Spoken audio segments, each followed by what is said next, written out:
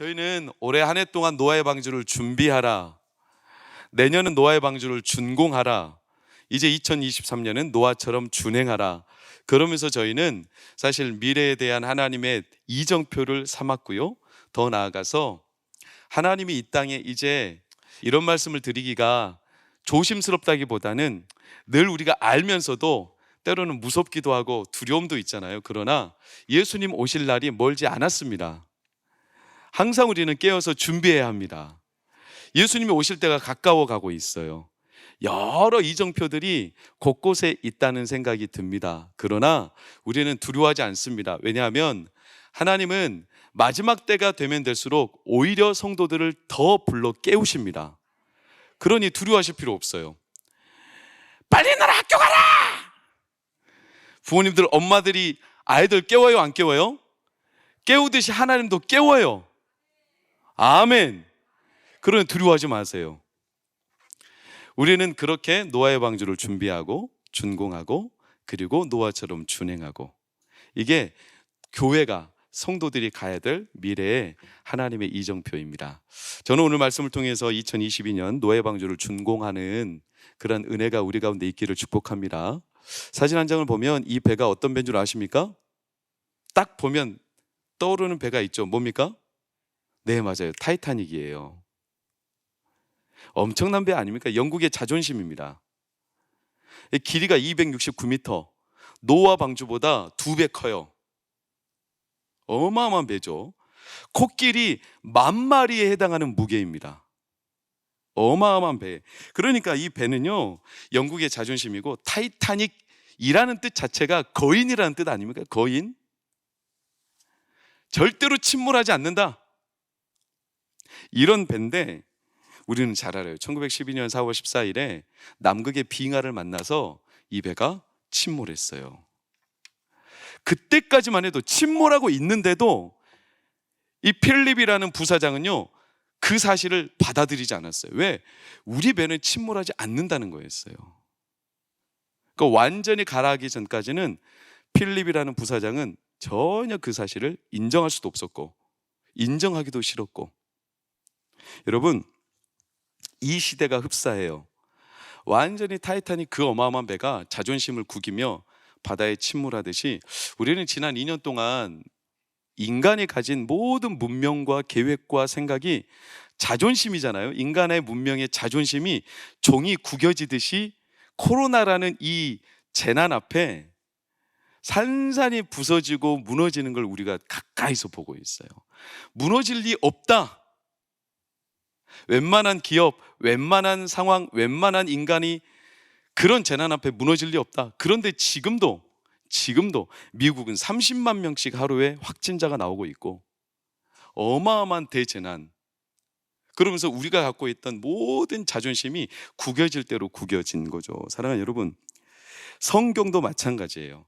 우리는요, 이런 역사들을 볼 때마다 우리 안에 딱 경각심을 분명히 가져야 될 필요가 있습니다. 성경에서도 오늘 6장 4절을 보면 이런 단어들이 있어요. 네피림, 용사, 노아 시대 때 있었던 족속들의 이름이에요. 네피림은 아주 큰 거인들을 말해요. 거인들. 이들을 어떤 학자들은 일례로 타이탄이라고 일컫는 사람도 있어요. 그러니까 오늘 타이타닉과 거의 의미가 비슷하죠. 약간 재밌는 이렇게 중복인데, 그때 당시도 거인들이 있었어. 타이탄. 이들이 지배하는 그 땅은 무너지지 않는다 라는 게 노아 시대 때 사람들의 생각이었는데, 놀랍게도 그 땅이 무너졌어요. 그래서 오늘 말씀 창세기 6장 13절을 보니까 끝날이 이르렀다, 이렇게 말하고 있어요. 끝날이 이르렀다. 누구도 생각하지 않았어요. 침몰할 거라고. 누구도 끝이라고 생각하지 않은 거죠. 그러나 그 시대도, 지금으로부터 약 3,500년 전 그 시대도 침몰하지 않을 거라는 이 상상을 뒤엎고 완전히 침몰했어요. 그런데 우리는 반드시 주목해야 될 구절이 14절이에요. 14절을 다시 한번 읽겠습니다. 시작. 너는 고페르 나무로 너를 위하여 방주를 만들라. 이게 중요한 거예요. 침몰하지 않을 거라고 생각했던 세상, 타이탄들이 지배하는 세상, 그런데 무너져 내렸습니다. 끝이 왔습니다. 그런데 중요한 건 하나님이 뭐를 만들어라? 방주를 만들라. 이게 너무나 중요한, 우리는 주목해야 돼요. 저를 한번 따라하세요. 끝날 때까지. 끝난 게 아니다. 다시 한번, 끝날 때까지. 끝난 게 아니다. 하나님의 이 일은, 역사는 항상 양면적입니다. 무슨 말이냐? 황폐함이 있기도 하지만 동시에, 황폐함과 동시에 하나님은 새롭게 건설도 하십니다. 양면성이죠. 양면성. 처음 된 자가 어떻게 돼요? 나중될 수도 있어요. 나중된 자가 처음 되기도 합니다. 양면적이죠. 건축자들의 버린 돌이 모퉁이에 뭐가 됐다고요? 모퉁이 돌이 됐다는 거예요. 양면성을 갖고 있어요. 로마서에서는 죄가 넘치는 곳에 뭐가 더 넘쳤다? 은혜가 넘쳤다. 할렐루야. 하나님의 역사와 하나님의 일하심은 항상 양면적이에요. 양날의 검이죠. 히브리서 4장에 하나님의 말씀은 좌우의 날선 검이다. 양날의 검이죠. 양면성을 갖고 있죠. 한쪽으로는 썩어진 데를 도려내면서 또 한쪽으로는 수술을 통해 살리시는 겁니다. 이게 하나님의 역사예요. 무엇보다도 예수님은 처음과 나중이시라. 알파와 오메가시라. 그 말은 끝이면서 동시에 뭡니까? 시작입니다. 이게 예수님의, 하나님의 역사예요. 아주 놀랍죠. 양면적이에요. 홍수는 끝으로 보이지만 사실은 시작이에요. 하나님의 역사의 시작이에요. 홍수, 세상이 무너지는 끝인데 동시에 방주를 시작하는 거예요. 왜 방주일까? 우리는 방주를 왜 지라고 했을까 생각할 때 딱 드는 생각이 홍수를 피하라고, 이렇게 생각하기가 쉬운데 그렇지 않습니다. 전혀 반대입니다. 홍수를 피하라고 방주를 주신 게 아니라 반대로 홍수 속으로 들어가라고 방주를 만드는 거예요. 홍수 속으로 들어가라고. 다시 말하면 방주를 통해 홍수 중심으로 들어가는 거예요. 그래서 방주가 건설되던 그 당시 자주 반복되는 단어가 있어요. 7장 7절, 9절, 13절, 15절. 자, 빨간색만 시작. 들어갔고, 들어갔으며, 들어갔고, 들어갔으니. 계속 반복되는 단어가 뭐예요? 들어갔다, 들어갔다. 방주로 들어갔죠. 홍수 속으로 들어가게 하시기 위하여 먼저 우리가 어디로 들어간다?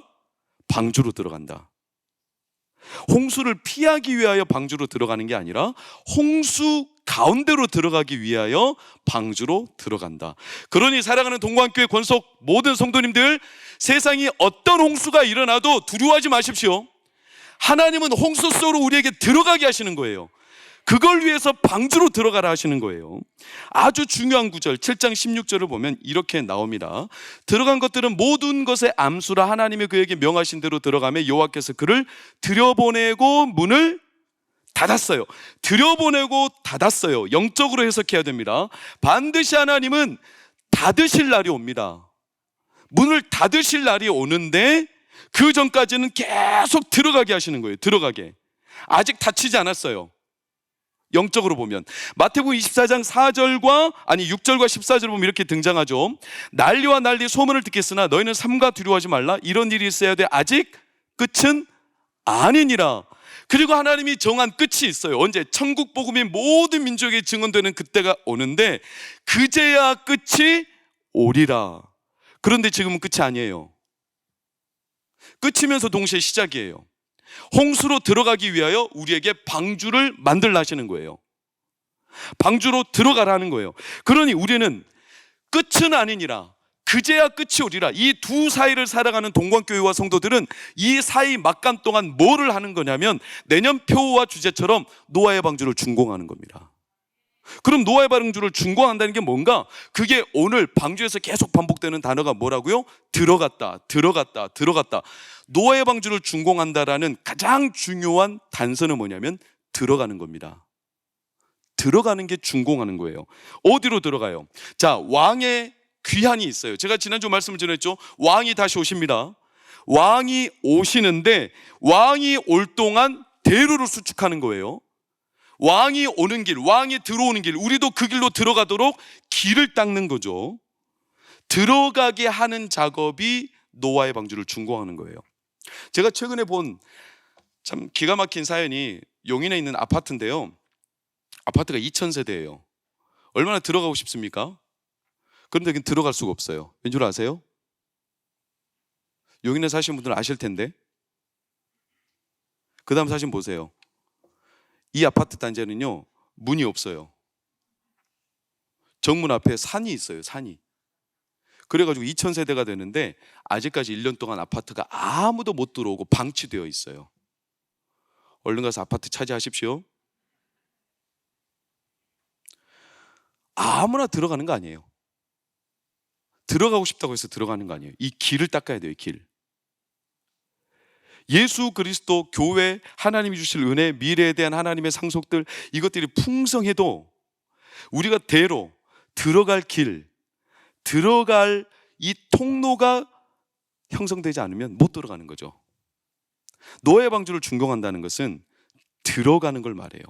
들어갈 길을 만드는 거죠. 문이 열린다고 해서 다 들어가지도 않아요. 가나안이 열렸지만 이스라엘 백성들이 들어가지 않았습니다. 그래서 1세대가 모두 광야에서 뺑뺑이 돌다가 그걸로 인생을 종쳤습니다. 참 안타까운 사연 아닙니까? 문이 열렸지만 안 들어갑니다. 이런 사태들이 정말로 많죠. 사실 세상 사는 얘기로 좀 해볼까요? 준공한다는 게 뭔지. 우리나라 참 역사적인 이야기인데요. 제가 태어나기 전 이야기죠. 성도님들은 아세요. 어른들은 아실 거예요. 1764년, 1764년, 1771년 그때쯤에 우리나라의 조선 사업을 일으키는 한 장본인이 있죠. 누굽니까? 정주영 회장이죠. 고 정주영 회장이에요. 정주영 회장이 박정희 대통령한테 딱 지시를 받아서 조선 사업을 시작해요. 배를 짓는 거죠. 근데 그때 당시 우리나라가 조선 사업이 가능하냐? 정주영 회장은 그 당시에 현대 건설사로는 굉장히 뛰어나지만 배를 한 번도 지어본 적도 없고 조선 이 기술에 대해서는 아무것도 모르는 사람이에요. 그런데 당장 조선 사업을 시작하라고 하니까 막 맨바닥에 이렇게 시작을 하는 겁니다. 근데 어떻게 시작을 합니까? 말도 안 되는 일이죠. 당장 이 사람 뭘 믿고 그 사람에게 투자를 하겠습니까? 돈도 없고 이걸 어떻게 유치해야 될지도 모르고. 그래서 당장 종중 회장이 어디로 날아가냐면 영국 날아가죠. 영국에서 차관을 얻으려는 거예요. 그때 당시 영국의 제일 큰 은행 바클레이 은행이라는 곳에 가서 차관을 얻으려고 수많은 은행을 돌아다녔지만 차관을 안 내주죠. 왜? 아니 아무것도 없는 사람한테 배도 없고 조선소도 없고 이제 막 땅을 개척해서 조선 사업 시작한다고 하니까 누가 그걸 믿고 투자를 해주겠습니까? 그 당시 투자 받아야 되는 금액이 오늘날 돈으로는 수조 원에 달하고 그 당시 금액으로는 지금부터 한 30년 전 약 400억이거든요. 400억. 아무도 안 해주죠. 근데 이 고 정주영 회장이 그 영국에 날아갈 때 딱 들고 간 사진이 몇 장 있는데요. 그 중에 대표적인 사진만 보면 이 사진이에요. 이 울산의 앞바다 미포항이라는 이 백사장 사진 하나 달랑 들고 가요. 여기다가 내가 조선소를 짓겠다는 거예요. 여기다 길을 닦겠다. 내줄 리가 없죠. 다 거절당합니다. 아무도 투자를 안 합니다. 그래가지고 그냥 돌아오던 찰나에 한 사람을 소개받죠. 그 사람이 누구냐면 그 당시에 유럽에서 제일 큰 선박 관련된 가장 그 컨설턴트 그 회장 롱바텀이라는 사장을 만나는데 이 사람에게 만나서 당신이 나를 믿고 좀 투자를 해달라. 추천서를 좀 써달라. 당신의 추천서면 이 은행에서 돈 투자 받을 수 있다. 이렇게 하지만 이 사람도요. 아무리 생각해도 이 현대 정주영 이 사람 봐서는요. 남는 게 하나도 없겠어요. 그래서 딱 거절해요. 그때 정주영 씨가 내놓았던 또 한 장의 놀라운 사건이 사진으로 남아있죠. 그게 뭐냐면 바로 이거예요. 아시죠? 500원짜리 지폐예요. 이걸 참 기발한 재치 아닙니까? 우리 젊은 세대들은 500원짜리 지폐 모를 거예요. 저도 500원짜리 지폐를 쓴 적이 있어요. 이 500원짜리 지폐의 뒤에는 거북선이 그려졌죠. 그래서 이 롱바텀 회장한테 뭐라고 말하냐면 당신네 나라 영국은 1800년대 배를 만들지 않았냐? 우리나라는 1500년대 이순신 장군이 철갑선 만들었다. 당신네 나라보다 300년 앞서서 이 길을 걸었다. 비록 지금은 아무것도 만들 수 없는 맨바닥이지만 우리 안에 잠재력이 있다. 이거 믿고 투자해달라. 너무나 눈이 반짝반짝 빛나고 어마어마한 이 기계 앞에 롱바텀 회장이 추천서를 써줘요. 그리고 이 추천서를 가지고 어디로 가죠? 바클레이 은행으로 가요. 바클레이 은행에서 추천서를 받아요. 그래서 추천해줬구나, 좋다. 그러나 차관을 내주더라도 보증이 있어야 된다. 신용보증.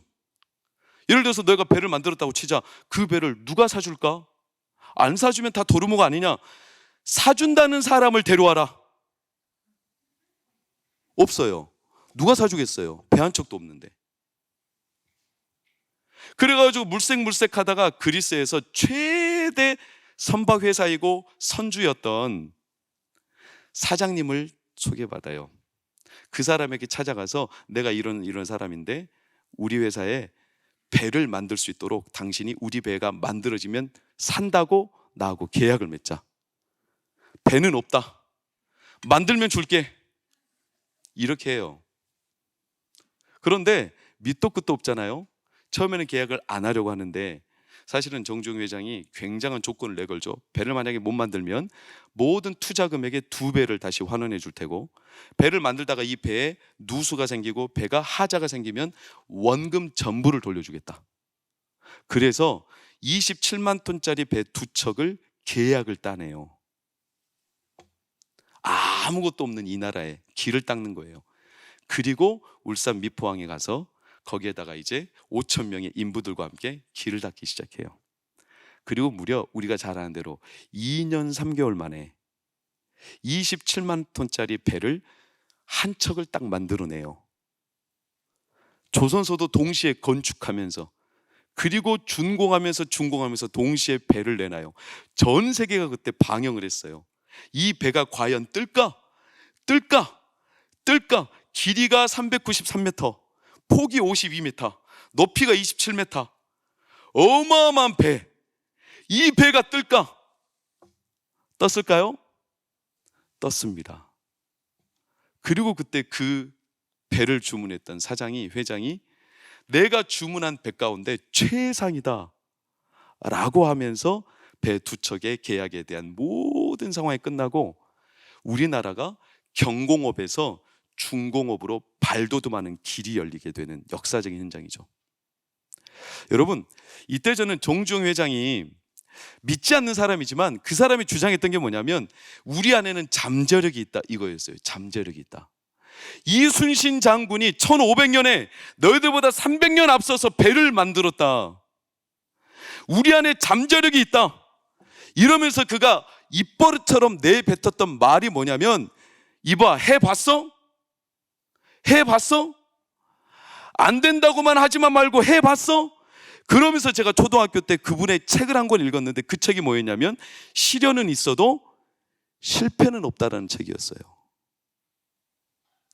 이건 단순히 자수성가하는 사람의 스토리로만 우리가 묵인하기에는 오늘날 이 세대를 살아가는 수많은 그리스도인들마저도요, 세상의 사람도 해보는가, 세상의 사람도 내 안에 있는 잠재력을 하나님 앞에 과연 믿고 하나님이 주신 미래에 대한 소망을 믿고 살아가는가, 길을 여는가, 너무 좋은 사례라 할 수 있어요.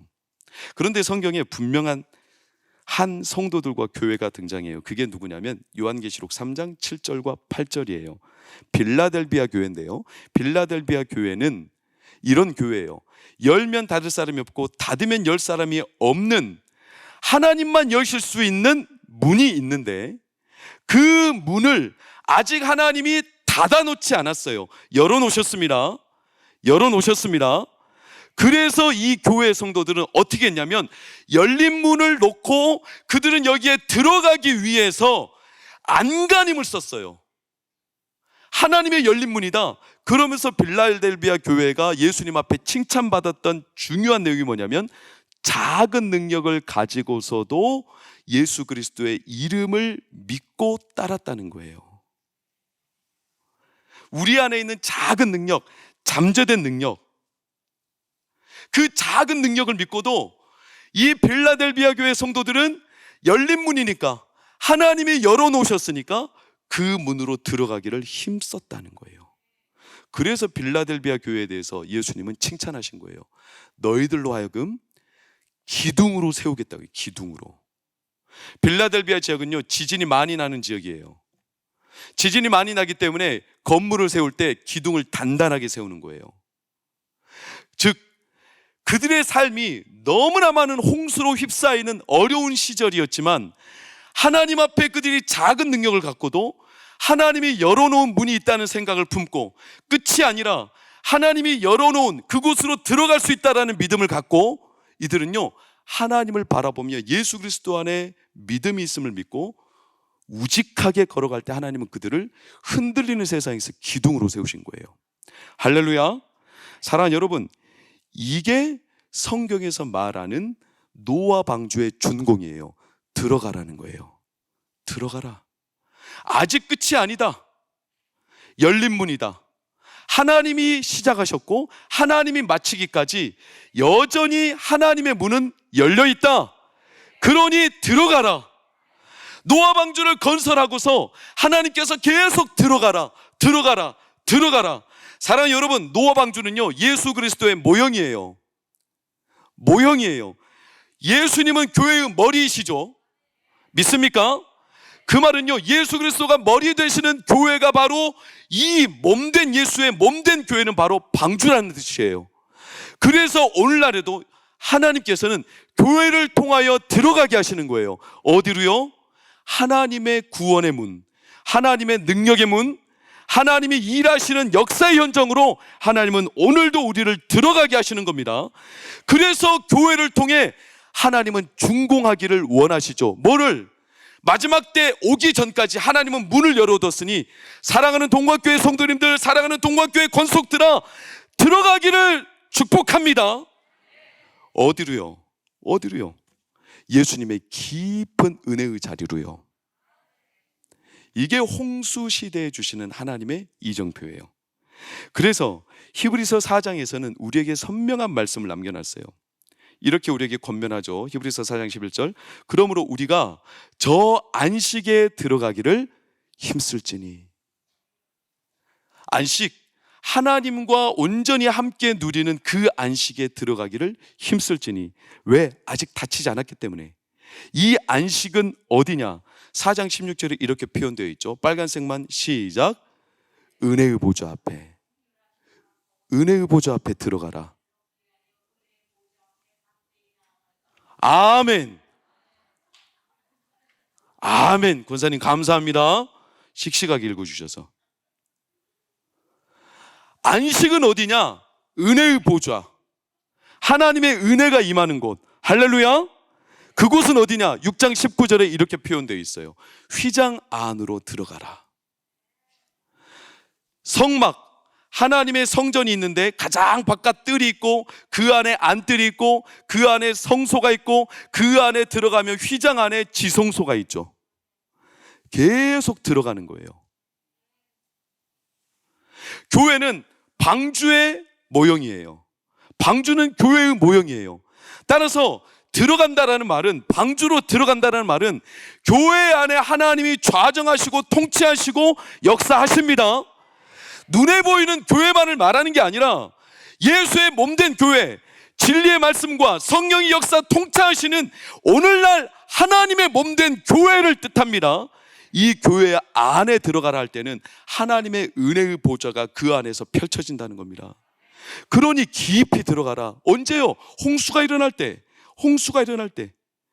그래서 그 은혜의 보좌, 휘장 안을 출애굽기 25장 22절은 뭐라고 달리 표현하고 있냐면 이렇게 표현하죠. 속죄소 위, 가로 안에 빨간색 읽어볼까요? 시작.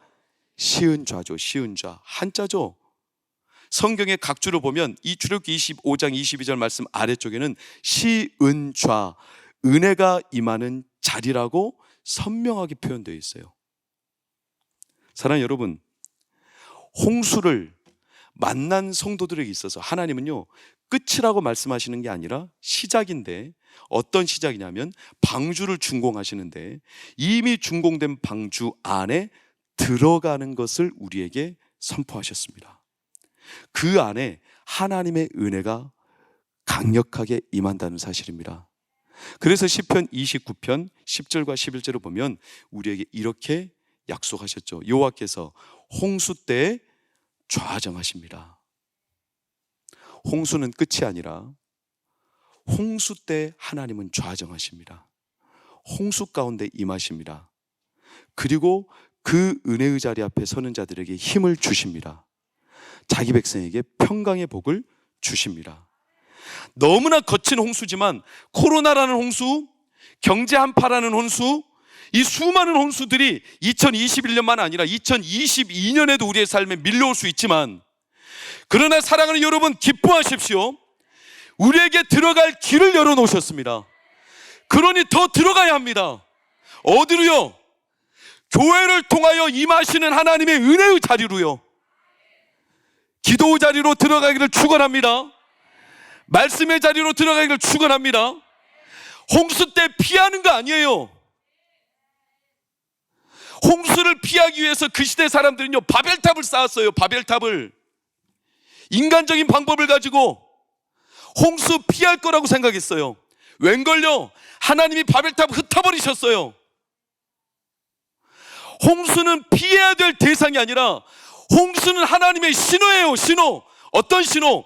하나님의 은혜의 문이 열렸으니 깊은 자리로 들어가라. 그러니 사랑하는 여러분, 1년 다시 시작하는 1월 1일 말씀의 자리에 들어가시기를 축원합니다. 예배가 멀어졌습니까?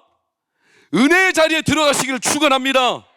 현장이든 온라인이든 하나님이 우리에게 홍수를 주실 때는 끝이라고 심판으로 주신 게 아니라 하나님의 은혜의 경험의 자리로 주신 거니 믿음을 갖고 담대하게 하나님의 은혜의 자리를 사모하십시오.